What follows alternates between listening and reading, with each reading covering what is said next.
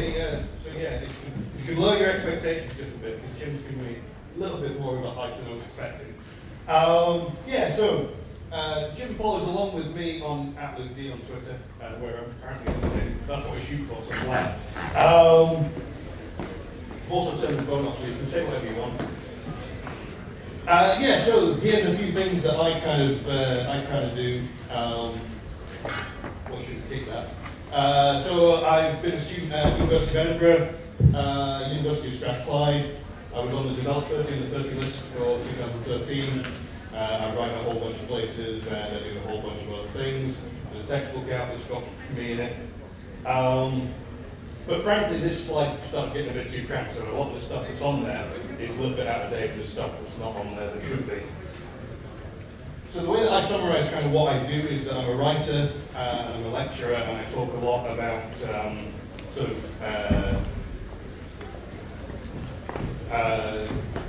all sorts of stuff to do with game development. I tend to talk mostly about artificial intelligence because that's my background, but I've lectured at like a high school in Bulgaria, all the way through to GDC in San Francisco. So I'm running the whole kind of spectrum of stuff.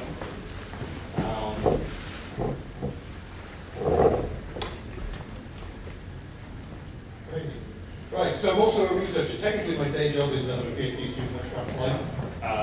Realistically, I never really get around to going or doing anything. I'll graduate eventually. I'm also a game developer. So, as you heard earlier, I did a little bit of work, a lot less work than she sort of gives me all the credit for on Redshirt for me too. I also work on my own stuff and do sort of work higher. Adding AI stuff into games. But the big thing that I do, and what I kind of spend a lot of my time on, is community advocacy. I'm the first person to be elected onto the board of directors for the International Game Development Association from outside of North America. That's now a 20-year history. Not sure how that happened. I also run IGDA Scotland, so that's the chapter locally. We run meetups, we sort of get people and get talks like we've had today. And we also help put on events like this. So yeah, so I kind of get to do all these things and go around talking about all this stuff, and it's great. It's quite a nice sort of way to be. It's a lot of fun. I have a good time, but I'm not special. There is nothing about what I've done and who I am and my skill set that is particularly unique. There is no reason for me to be able to do all this stuff other than people let me.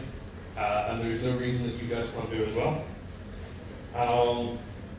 So I want to talk a little bit about how I ended up with all this shit to do, other than like I'm the only person who ever says yes to things and never says no. A lot of it, I feel, it comes down to choices, and it's a choice that you've got to make kind of quite early on. So for me, it happened when I was about sort of 14, 15. I played a game called Creatures, which I look around the room and probably nobody has played, looking at the average age. Phil has, excellent. So Creatures was an artificial life kind of simulator thing, and it was a little furry thing. It was like a Tamagotchi on steroids, basically, where you kind of pet this thing and you trained it, you talked to things, and it would have been interacted with the world. And 15 years old, I looked at this and thought, this is the most fucking amazing thing I've ever seen. This is what I have to do with my life.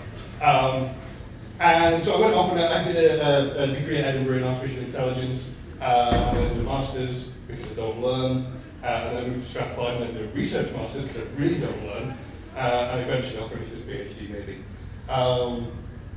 So for me, the choice that I made was very early on. It was, this is what I want to do.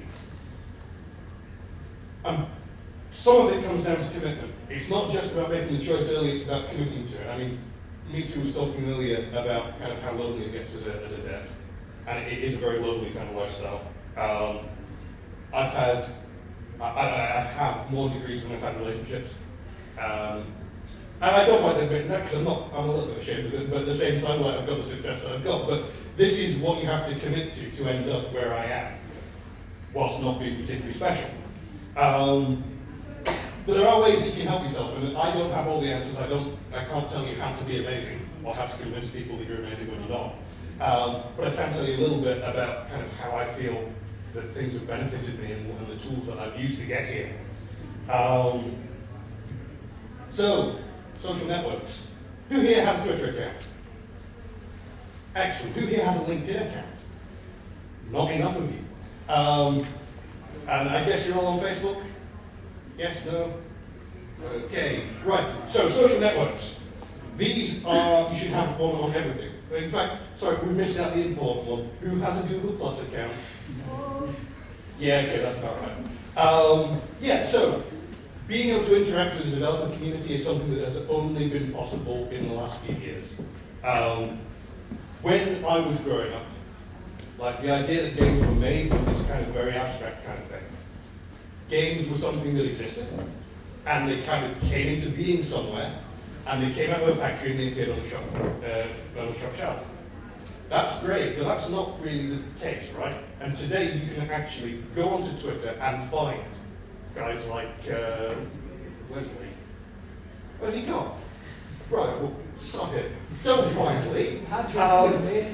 Well, you can find, I mean, there's lots of these guys, right? I mean, I think Patrick, are you on Twitter? I am. Right, so you can find Patrick, Gary's on Twitter, Lee's on Twitter, Ian's on, all these guys are all on Twitter. You can engage with them today. You can go and say hi. If they're feeling nice, if they're feeling up for it, if they're a little bit drunk, they might say hi back. But that is something that is new, right? That hasn't been the case in sort of maybe more than 5 years ago. Being able to interact with these people, being able to interact with them in kind of a respectful kind of way is important. That is kind of how you build up people knowing who you are. People knowing who you are is very important. Like, there's this thing, like, it's not who you, not what you know, it's who you know. It's not the case, really. What I always say is it's who knows what you know. People need to know what you know about whatever it is that you think you know about. And that's where blogs come in. So once you've got your social networking, you can sort of say, oh, hey, so-and-so, read this thing that I wrote. Write things. Blogs are important, not just for something that you read, but also for writing. There's a project called olddev.com. Does anybody read it? 3 more people than I was expecting to. So OldDev a couple of years ago was kind of the premier place where devs were putting out articles about game development. Anybody who could write for it, you didn't have to have a specific quality. If you look at some of the old articles, you can see there was definitely no quality barrier, and they let me write for it. But it allowed you to have a voice. It allowed you to put your opinions across, and that is a really important thing as well, because knowing people is great, but having them know that you know things is really important. Events. Events are brilliant. You're all here, so I don't have to tell you that. So I'll skip over this, but if you can go to things, go to them. If you can, like, volunteer, so stand up, Victor. Show us your yellow shirt. Yellow shirts who are around here today, these are the guys who are volunteering at the conference. These events always need help. We need help with the IGDA Scotland events. We need help with everything that we're doing to pull these kinds of things off. And then I know who Victor is, and I've met him once. But I know that he's a student here, he's volunteering for stuff, and he's standing out from the crowd. And it's this kind of thing that kind of helps you just to become a little bit more well-known.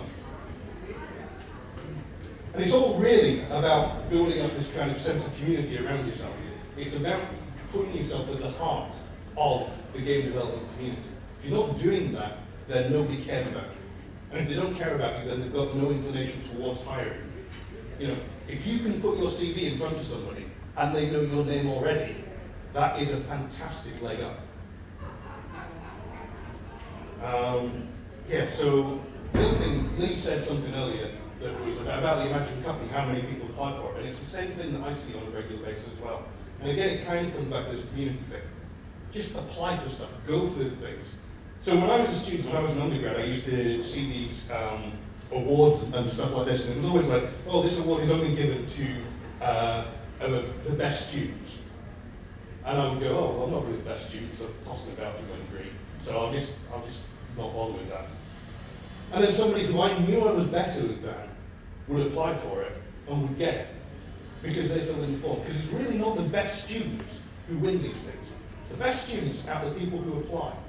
And that is a really big thing. If you apply, you're already better than like 90%, or your odds are better than 90% of everybody else. So meeting's already covered playing games. Playing games, hugely important. Go play games. You can't make games if you've not played games. You can't talk about games and actually understand what other people are telling you unless you play games, unless you have a shared experience and a shared frame of reference. But don't just play games, make games. And that sounds really ambitious and big and scary. And I don't have time for it, so I don't do it. But you can always find a bite-sized chunk to do. So for me, I don't make games, I make tech demos. And on a weekend when I've got a bit of time, what I'll tend to do is I will set myself a challenge. And I'll say, okay, I've never made an RTS camera before. So today, on this weekend, I'm going to work out how to do a complete RTS control system. And I cannot, anybody who's seen any of my programming art before knows I can't draw at all. But I can make balls move around a little world that I've made. And really, at the end of the day, all that needs is some artist to come along and stick in a different thing instead of a ball. And you've got now the tool that you know how to do that. If somebody asks you to do that in a commercial environment, you can do it now. If you need to do like procedural maze generation, you've done that before. You can just go, oh yeah, I did that for this project, and just look it up, figure out how I did it, and do it again. Adding things to your toolkit is so important, and that's how making games is how you do it. So I'm just kind of telling you all these things. But I think it's also important to really acknowledge that I don't know what I'm doing. I am absolutely clueless. I don't know anything about this stuff. And I'm terrified. You know, I am pretty sure that once I graduate, nobody's going to hire me. And once somebody hires me, they're going to fire me pretty soon. And I'm pretty sure that I'm making most of the stuff I say in these talks that I give, it's all bollocks. It's nothing, I don't know what I'm talking about. And anyone who says that they do know what they're talking about and they aren't terrified is lying. Or they're a sociopath. You will meet these people, right? You will meet people who are so confident and know exactly what they're doing and are absolutely go-getters and they're good, and they're full of shit. They either don't know what they're doing or they're just covering it up. And I'm not alone in being terrified. So when I was putting this together, I reached out to some people and I said, okay, what I would like you to do is I would like you to share some of your deepest, darkest secrets. And they did, which is ridiculous. So this one's from Lynn Solving. She works with us at Makalauget, which effectively is a Norwegian game developers guild. I'm afraid of not being smart or savvy enough to keep up with the geniuses that I adore in the industry. So Lynn works with people. She's not a dev herself, but she works with devs across Norway. And she's worried, she's terrified that she can't keep up with these guys anymore. Kay Elling is a name that you kind of should know. She's bounced around the industry for a long time, and she's now at University of Bradford as a lecturer. I'm most afraid of becoming obsolete. Kay's been doing this stuff for years and years and years, and she's worried. Andy Schmoll's just taken a job as assistant designer at Arcane. And Arcane is obviously the studio behind Dishonored. Big studio, and they decided she was going to have to come in as assistant designer. I'll show up at work and the doors are closed, the locks have been changed, and the project I want has been cancelled. That's what she is most afraid of. She's terrified. She doesn't think she fits in. A bit closer to home, Tom Welsh, who is the owner of Calm Down Tom, was scared that if I didn't do what I do every day, no one would notice and the world would be no better off. Yuri Horneman, his biggest fear is realizing that his skills were just luck and mediocrity all along. Andrew Smith, he's a managing director for Scotland Studios down south. I'm most scared of people hating my work. Now, Me2 said earlier that people are going to do that anyway, so maybe that one is just something you just got to live with. Tristan Hightower is somebody you won't have heard of. She's the operations manager for the IGDA. She runs our sort of 10,000 strong organisation around the world. Even though I've been doing what I do since 2001, I still feel that I'm just talking out my ass. Anybody who says that they don't feel like that is wrong, and is probably telling you wrong things. Um, you've got to be very humble in this gig, because you don't have all the answers. Nobody has all the answers. And if we all work together, then maybe we can get a bit closer to some of the answers. So the big question is, are you guys scared? Who's willing to admit whether they're scared? Okay, I think I'm terrified here. Jesus. But this is the first step, right? Admitting that you don't know everything, admitting that you're not sure what's going to happen, is the first step to actually being able to say, okay, well, what could happen? And you guys are not special. I don't know if the next Peter Molyneux or Notch is in this room, but statistically it is highly, highly unlikely. People in this room, nobody in this room is special. I'm a little bit more special because I've got a microphone right now, but generally, everybody just is in it together. And that's kind of the thing that we have to remember. Because we're not alone in this, and you can be me too, working on a game and needing to just talk to somebody, and there are people that you can talk to. You can be in the AAA studio, there are people you can talk to. At the end of the day, we are all having a common experience. And this is kind of what the IGDA is about community and about coming together. So we're not an organisation like you, we're not a trade body, we're not representing the companies. We're about the developers, we're about providing community, we're about providing support. Because at the end of the day, it's okay to be scared. And it's okay to not know what you're doing, because I don't. I didn't have a clue coming up to, I'd got these slides, and I kind of knew what I wanted to say.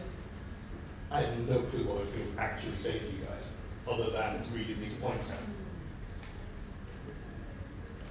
It's not okay to let it stop you. It's not okay to say, oh, I'm scared of that, so I'm going to take a 9-to-5 job doing nothing. So I'm coming to the end of my time. I want to leave some time for questions. So, you can get in touch with me direct, Luke at IGDA.org. You can find me on Twitter at LukeD. Come and say hi. I don't quite often. Occasionally I blog, but not so much now. But what I want to share with you is some useful resources. So if you've got a notepad, then jot these down. And if you haven't got a notepad, what are you doing coming to a conference without a notepad? This set of articles on effective networking in the games industry, it's absolutely brilliant. It's quite dated, it's kind of old. There are always going to be some interesting tips for you to get from in there. Find a mentor. Find somebody who can hold your hand through this stuff. You can get that at GameMentorOnline.org. Fantastic program. You will be paired up with somebody who kind of has similar skills to what you're looking for, and they will just help you for 3 months. About an hour a week, just leading you through becoming an industry professional. GDC Vault has free lectures. If you're watching EastEnders and you're not watching GDC stuff, then you're not committed. I mean, sometimes everybody needs a break, fair enough. But watch lectures. Find the content that's out there. And of course, plug for the IGDA. We have monthly meetings. You can come along. Everybody can come along. You can find info on that at IGDA Scotland.org. Or email us. Global Game Jam is a thing that happens every year in January. You can find out more info on that at globalgamejam.org. Make games, go to Game Jam, go to these things, go to hack days, go to anything. Any opportunity to make stuff, take it. And the final thing that I want to tell you about, which is why I left 10 minutes at the end, is the IGDA scholarships. This is a thing that gets run by us around the world. And we take students to 4 different events this year. It's going to be GDC in San Francisco, it's going to be E3 in Los Angeles, Casual Connect in San Francisco, and GDC Europe in Germany. This is one of these things where the best and brightest students are selected, but they're not, because it is the best and brightest students who applies. And we have a bunch of places to go. You get to get into the conference. We get you an individual mentor who's going to talk to you and guide you through the conference. We take you off to local studios to see how they work and what's happening there. We get you some high-profile meetings with VIP people. You can find out about that at igda.org/scholars. Deadline for GDC is coming up. It's on the 17th of December. You should apply for this, even if you don't think you're going to get it, even if you don't think that it's worth you applying at all. apply. Why not just take 15 minutes, half an hour, put a bit of time into it if you really think that you might get somewhere. But it's not a big application form, you can just go for it. The worst anybody can say to you is no. Well, the worst anybody can say to you is, aha, no, fuck off, what do you think? But at the end of the day, what's it do to you? Nobody is actually really going to hurt you by saying no, by rejecting you. It's not, it hurts your ego, but it doesn't like damage you.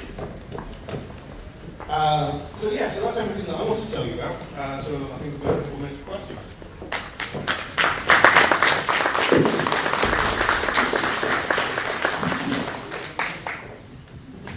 Okay, thanks, Luke. That was a really good presentation. I enjoyed that. Questions? What's the topic of your PhD? Right, okay, so we're going straight to the open questions. We've only got 5 minutes. Right, okay. Right, so basically I'm coming up with a new AI system for driving companion characters in games. If anybody's played Skyrim, you will know that companion characters are kind of weak. And kind of stand in doorways and kind of don't know what they're doing and fall off cliffs and yes. Anyway, part of the reason for that is the state of the art in AI divides it broadly into 2 things. One is very fast AI that is pretty crap at doing long-term reasoning. The other half is like solving chess and that kind of way of thinking about games.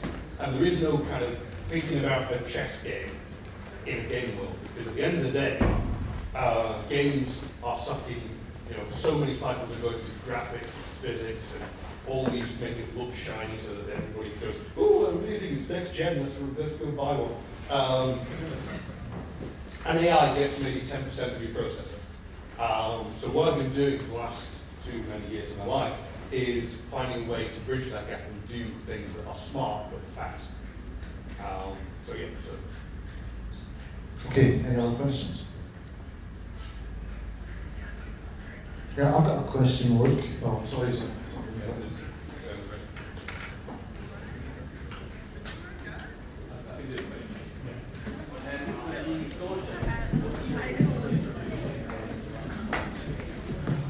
That's the kind of thing that I probably ought to know. Okay, so we evaluate based on relevance and whether it is relevant for your career that you attend this thing. Initiative, which is like how much initiative you've shown. Engagement, which is kind of how much you've engaged with the community. So you can come along and help out at IGDA Scotland, for example. Not that I'm plugging that. And communication, which is basically, so it's like the 250-word mini essays on a bunch of topics. So it's like how clearly you can communicate what you're trying to get across. So that's the 4 criteria, and I remembered them all. Any other questions? Got a couple of minutes, yeah? That looks like your questions. Yeah, I want to ask about, I've been at a few sessions today, and this idea of community keeps being repeated all the time. It seems to be absolutely crucial, and yet it's not the typical view of game development from people who are not involved in any way with game development. Can you give any kind of really easy to remember suggestions about how people who want to get into games then can get actively involved in the community? Because it seems to be absolutely crucial. No. I mean, it's one of the problems is that it's a very kind of tightly knit, insular community, and it's very welcoming, and nobody is going to kind of turn you away. But at the same time, finding out where the community is and getting involved in it is kind of tricky, and it is kind of a case of knowing somebody who knows which website to go to, which is not ideal. There's a website called gameconf.com, which lists pretty much every conference that's happening around the world at any one time. So that is a good place for finding out about events, because pretty much events that are happening locally will be listed on there, probably, if you're a student's job, right? It's gameconfs.com. So game, C-O-N-F-S. And yeah, so that's quite a good one. The IGDA chapter, wherever you are in the world, is probably a good start. And I'm not saying that just because I'm shilling for the IGDA today. But I really do think that that is a good place to start, because we are all around the world. There was a point recently where I was looking at moving, and the first thing that I was doing was like, okay, well, what's the chapter like there? How's that going to fit in with things? Is there a game dev community already in place? Apart from that, there's a lot of little pockets of stuff. Like if you're down in London, there is an IGDA chapter, but it's not very active. There's an indie thing going on, and then there's this various sort of little pockets of stuff happening, and you kind of just have to be in the know. And again, it comes back to social networking stuff. Like, if you're following the right people on Twitter, you don't need to go looking for information, it finds you. And that's probably the best thing that I think Luke already gave some great suggestions about like blogging and just getting yourself known. And I think you get out of things what you put in, in many respects. And yeah, if you're blogging and tweeting about what you're blogging, like people will notice you if you have interesting things to say. So I think that's probably one of the most important things, even if you're not going somewhere physical. Okay, any final questions? No? Okay, thanks very much, Luke.